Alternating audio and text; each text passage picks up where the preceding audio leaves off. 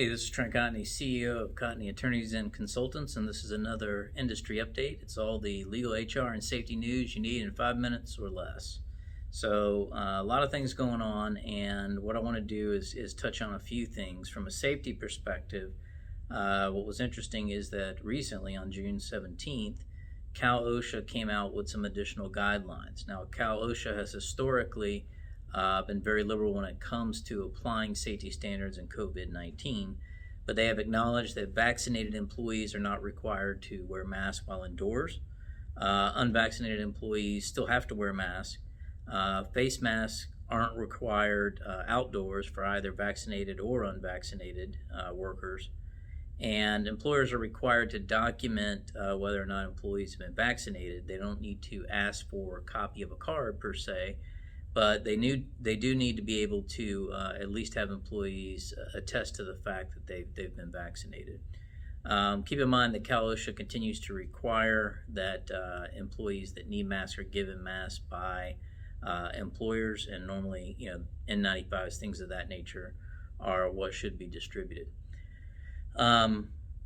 Other things that I think are worth mentioning here is that this shows a trend that I've started to see among both state and federal OSHA plans for the either partial reopening or full reopening of states as a result of relaxing COVID-19 requirements. Okay, I do expect this to continue for the short term. What's interesting is this Delta variant and whether or not that will have a chilling effect on these reopenings. Next thing I want to mention is from an HR perspective, don't forget that the Employee Retention Tax Credit, or ERTC, this was a tax credit that was initially put forth by the CARES Act, subsequently discussed and extended through some of the stimulus plans. You can still apply for that credit up through December 31st, 2021. So don't forget about that opportunity. Make sure that you consult with your tax professionals and HR staff to determine whether or not you as a business are entitled to receive an employee retention tax credit. Last thing I want to mention to you is an interesting case. The case itself came out here recently. It is Frederick v. Citizens Property and Insurance. It's a Florida 3rd DCA appellate decision. And in this, there was some argument over what was the cause of water intrusion.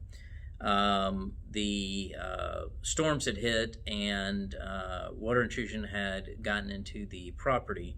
The insurer argued that this was normal wear and tear for the roof, and therefore it was not something that should be covered under the terms of the policy.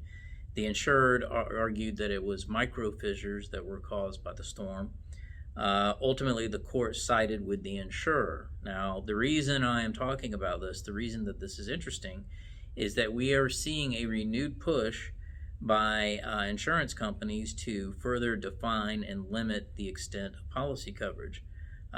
So this is something that if you are a contractor, you should be aware of as far as your general liability coverage, and to the extent that you have customers that are relying on insurance proceeds in order to pay you, you want to make sure that you've accounted for that in your contract. Okay, it's very important because we are seeing more and more insurers figure out very creative ways to avoid paying out on policies. So stay tuned for more on that.